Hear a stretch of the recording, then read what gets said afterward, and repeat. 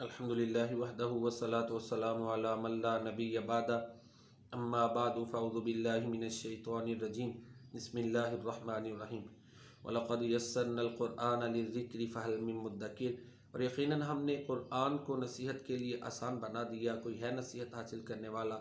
محترم ناظرین کرام، 25ویں پارے کے خلاصے کے ساتھ آپ کی خدمت میں حاضر ہوں۔ 25واں پارہ جو ہے نا وہ کہہ لیں کہ 5 حصوں پر مشتمل ہے۔ پہلے حصے میں سورہ حامیم السجدہ کا بقیہ حصہ شامل ہے، پھر باقی جو 4 حصے ہیں ان میں سورہ شورى مکمل ہے، سورہ زخرف، سورہ دخان اور سورہ جاثیہ۔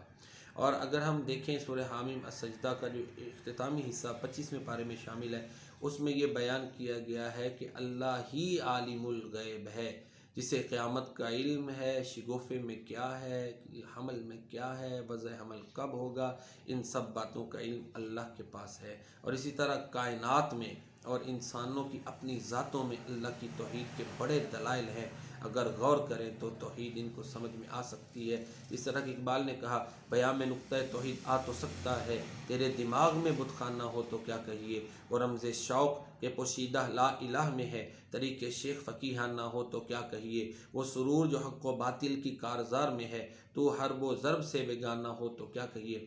آگے سورۃ الشورى ہے، شورى کا معنی ہی مشاورت ہے، تو اسلام میں مشاورت کی اہمیت اس کو بیان کیا گیا سورۃ مبارکہ میں، اور ساتھ ہی جو ہے اس چیز کو بیان کیا گیا کہ اللہ تعالیٰ تمام خزانوں کا مالک ہے، جس کے لیے چاہتا ہے رزق کو بڑھا دیتا ہے، جس کے لیے چاہتا ہے کم کر دیتا ہے۔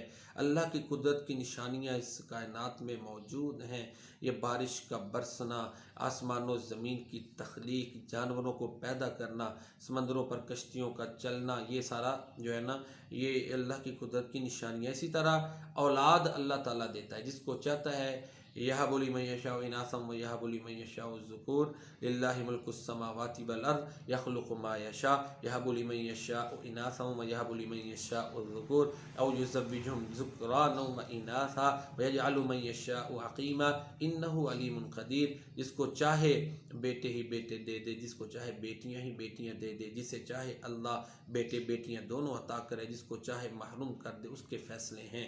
تو یہ اس کی مرضی ہے کہ بڑے بڑے دیکھیں نا اولیاء جن کا نام ہے، ان کی اولاد شیخ علی حجویری رحمہ اللہ تعالیٰ کے حوالے سے ہے، سلطان بہو رحمہ اللہ تعالیٰ کے حوالے سے دیکھیں نا ان کی اولادیں نہیں تھیں۔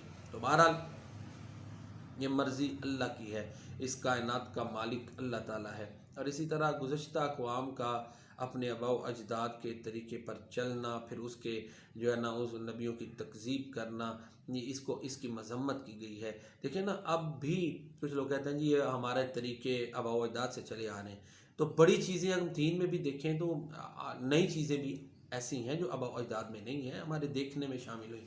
تو اسلام میں حجت آباء و اجداد نہیں، قرآن اور سنت ہے۔ یہ تو اسلام پر اللہ کا انعام ہے کہ قرآن اصلی حالت میں محفوظ ہے، سنت اصلی حالت میں محفوظ ہے، تو ہم نے اس سے رہنمائی لینی ہے۔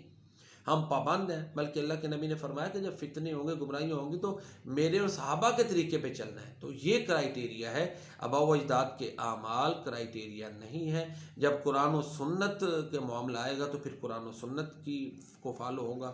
ہاں ویسے دوسرے معاملات میں اللہ اور اس کے رسول کے بعد ماں باپ کی بات سب سے بڑی ہے، ان کو فالو کرنا چاہیے۔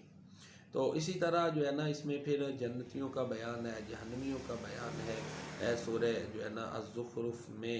تو اسی طرح سورہ زخرف میں یہ بھی بیان ہے کہ اللہ کے ہاں دنیا کی جو یہ زندگی ہے، دنیا کا جو مال و متاع ہے، اس کی کوئی حیثیت نہیں۔ اگر لوگوں کے لیے فتنہ نہ ہوتا مال کا بڑھ جانا، تو اللہ فرماتے ہیں ہم کافروں کو سونے کے محلات دے دیتے، لیکن جو کہ دوسروں کے لیے آزمائش بن جانی تھی، اس لیے ہم نے ایسے نہیں کیا۔ یعنی دنیا کی حیثیت اللہ تعالیٰ کے یہاں مچھر کے پر کے برابر بھی نہیں ہے، جس کے پیچھے ہم بھاگے پھرتے ہیں۔ پھر سورہ دخان ہے، سورہ دخان کے شروع میں قرآن کے نزول کا بیان ہے، لیلۃ القدر کا بیان ہے۔ اسی طرح اہل مکہ کو اللہ کے نبی صلی اللہ علیہ وسلم نے تبلیغ کی، انہوں نے ہٹ درمی دکھائی، ان کے اوپر وہ فوگ دھواں سا جو ہے اس کا عذاب آیا، قحط سالی مسلط کی گئی، اس کا بیان ہے۔ پھر دوزخیوں کے لیے کہ زقوم کا درخت ہے، کس طرح وہ ذلیل ہوں گے، اس کا بیان ہے۔ نیک لوگوں کے لیے ریوارڈ کا ذکر ہے۔ سورہ جاثیہ جو کہ 25ویں پارے کی آخری صورت ہے، اس میں اللہ تعالیٰ کی قدرت کی نشانیاں بیان کی گئی ہیں۔ اللہ کی آیات کا جو لوگ مذاق اڑاتے ہیں، قیامت کے دن ان کو فراموش کیا جائے گا، ان پر توجہ نہیں دی جائے گی۔ اس کا بیان ہے، اور پھر قیامت کی ہولناکیوں کا بیان ہے۔ الجاثیہ کا معنی ہے گھٹنوں کے بل گرا ہوا ہونا۔ تو ہاں، قیامت بڑی ہولناک چیز ہے۔ یہ تو ماں کو اپنے بیٹے کے بارے میں بھلا دے گی، دودھ پیتے بچے کو ماں بھول جائے گی، بچے بوڑھے ہو جائیں گے، وہ بڑا شدید، اللہ فرماتے ہیں وَتَرَى النَّاسَ سُكَارَىٰ وَمَا هُمْ بِسُكَارَىٰ وَلَٰكِنَّ عَذَابَ اللَّهِ شَدِيدٌ، کہ لوگوں کو تو دیکھے گا کہ وہ مدہوش ہیں، لیکن حقیقت میں وہ نشے میں نہیں ہوں گے۔ یہ قیامت کی سختی نے ان کا یہ حال کر دیا ہوگا۔ تو سورہ جاثیہ میں قیامت کے حوالے سے یہ بیان ہے۔ تو یہ تھا مختصر سا خلاصہ 25ویں پارے کا۔ انشاءاللہ العزیز 26ویں پارے کے خلاصے کے ساتھ دوبارہ آپ کی خدمت میں حاضر ہوں گے۔ اللہ تعالیٰ قرآن کریم سے ہماری محبت قبول فرمائے، اس کو پڑھنے سمجھنے اس پر عمل کرنے کی اللہ تعالیٰ ہمیں توفیق عطا فرمائے، سنت کی روشنی میں قرآن پر عمل کرنے کی اللہ تعالیٰ ہمیں توفیق عطا فرمائے، اس کو ہمارا سفارشی بنائے اور ہمارے لیے حجت بنائے۔ وما علینا الا